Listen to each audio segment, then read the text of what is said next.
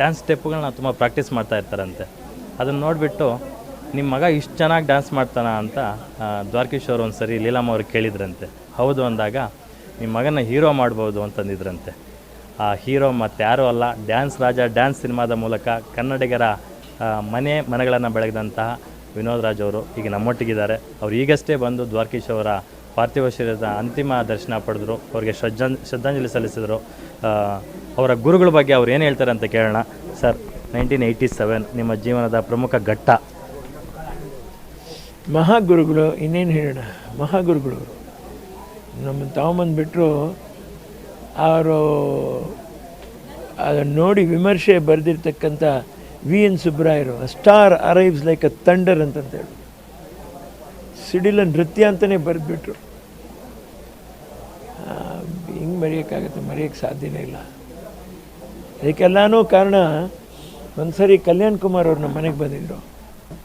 ಕಲ್ಯಾಣ್ ಕುಮಾರ್ ಅವರು ನಮ್ಮ ಮಾಡೋ ಡ್ಯಾನ್ಸ್ ನೋಡಿಬಿಟ್ಟು ಅಲ್ಲೊಂದು ಪ್ರತಿಭೆನ ನೋಡಿದೆ, ಲೀಲಮ್ಮನ ಮನೇಲಿ ಒಂದು ಪ್ರತಿಭೆನ ನೋಡಿದೆ ಅಂತ ಅವರು ಫಸ್ಟ್ ಹೇಳಿದವರು. ಅದನ್ನು ಆ ಕಾಲಕ್ಕೆ ಅದು ಲಂಕೇಶಲ್ಲೋ ಯಾವುದರಲ್ಲೋ ಅದು ಬಂದಿತ್ತು, ಅದು ರೈಟಪ್.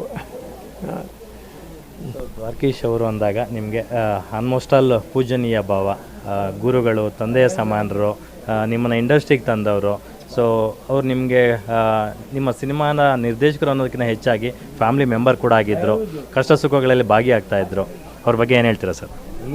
ಏನ್ರಿ ಹೇಳೋದು, ಅವರು ಇಲ್ಲ, ನಮ್ಮ ತಾಯಿಯವರು ಇಲ್ಲ. ನನಗೆ ಯೋಚನೆ ಆಗ್ತಾಯಿದೆ ಅಂದರೆ ಏನಿಲ್ಲ, ಯೋಗೀಶ್ ಇವರೆಲ್ರಿಗೂ ಒಂದು ಧೈರ್ಯ ತುಂಬುವಂಥ ಶಕ್ತಿ ಕೊಡಲಿ, ಆಗಾಗ ಅವ್ರನ್ನ ಬಂದು ಭೇಟಿಯಾಗಿ ಮಾತಾಡುವಂಥ ಒಂದು ಶಕ್ತಿ ಕೊಟ್ಟು ಭಗವಂತ ಕಾಪಾಡಲಿ. ಮನೆಯವರು HSR ಇಂದ ಇಲ್ಲಿ ಬದಲಾವಣೆ ಆಗಿರೋದು. ಚೆನ್ನೈಗೆ ಹೋಗುವಾಗ ಇದು ರಸ್ತೆ ಇದು ಪಾಪ ಹೇಳಿದ್ರು ಫೋನ್ನಲ್ಲಿ, ಬಂದು ನೋಡಪ್ಪ ಅಂತ ಬಂದು. ನಾನು ಈ ಸ್ಥಿತಿಲಿ ಅವ್ರನ್ನ ನೋಡುವಂಥದ್ದೇ ನನಗೆ ಎಷ್ಟು ನೋವಾಗತ್ತೆ ಅಂತೇಳಿ. ನೋಡಿ, ಅವರು ಸಮಕಾಲೀನರವರು ಪತ್ರಕರ್ತರು ಸುಬ್ರಹ್ಮಣ್ಯ ಅವರು, ನಾನು ಅವ್ರನ್ನ ಹೆಸರಿಟ್ಟು ಕರೆಯೋಕ್ಕೂ ನಮಗೆ ಸಂಕೋಚ ಆಗುತ್ತೆ. ಸೊ ಅಮ್ಮ ಅವರು ತೀರ್ಕೊಂಡಾಗ ನಿಮ್ಗೆ ಎಷ್ಟು ಮಾನಸಿಕವಾಗಿ ಧೈರ್ಯ ತುಂಬಿದ್ರು ದ್ವಾರಕೀಶ್ ಅಂಕಲ್ ಅಂತಕ್ಕಂಥದ್ದು? ಅವರು ಮಾನಸಿಕ ಸ್ಥಿತಿ ಅಮ್ಮವ್ರು ನೋಡಿದಾಗ ಉಗ್ಗೋಯ್ತು ರೀ. ಅವ್ರು ಅದು 87ರವ್ರು ಹಿಂಗಾದ್ರೆ ನಾನು 80 ಅಂದ್ರವನು. ನಾನು ನನ್ನ ಗತಿ ಅಂತ ಬರಲ್ವೇನ್ರಿ? ನೀವಿವತ್ತು ಒಂದು ಕಂಪ್ನೀಲಿ ವರ್ಕ್ ಮಾಡ್ತಾ ಇರ್ತೀರ, ಕಂಪ್ನಿ ಅದು ಬೇರೆ, ನೀವು ನಿಮ್ಮ ಕಲೀಗ್ಸು ಮಾತುಕತೆ, ಆ ನಂತರ ನೀವೆಲ್ಲೋ ಒಂದು ಕಡೆ ಕೆಲಸ ಮಾಡೋದು, ಅವ್ರು ಇನ್ನೊಂದು ಕಡೆ ಕೆಲಸ ಮಾಡೋದು, ಹೇಗಿದೆಯಾ ಅಂತ ಕೇಳ್ಕೊಳ್ಳೋದು. ಆ ವಯಸ್ಸು ಆಗ್ತಾ ನಾವೊಬ್ಬರನ್ನೊಬ್ರು ಕಳ್ಕೊಳ್ಳುವಂಥದ್ದು. ಇವ್ರು ಇದ್ರಲ್ಲ, ಇವ್ರು ಹೋಗ್ಬಿಟ್ರಲ್ಲ, ಇವೆಲ್ಲ ಆಗುತ್ತಲ್ಲ ರೀ. ಆ ಸೈಕಾಲಜಿನೇ ಮನುಷ್ಯನ ಹೊಡ್ಕೊಂಡು ಕಾಲಕ್ಕೆ ಅವನ್ನ ಕುಗ್ಗಿಸ್ತದೆ.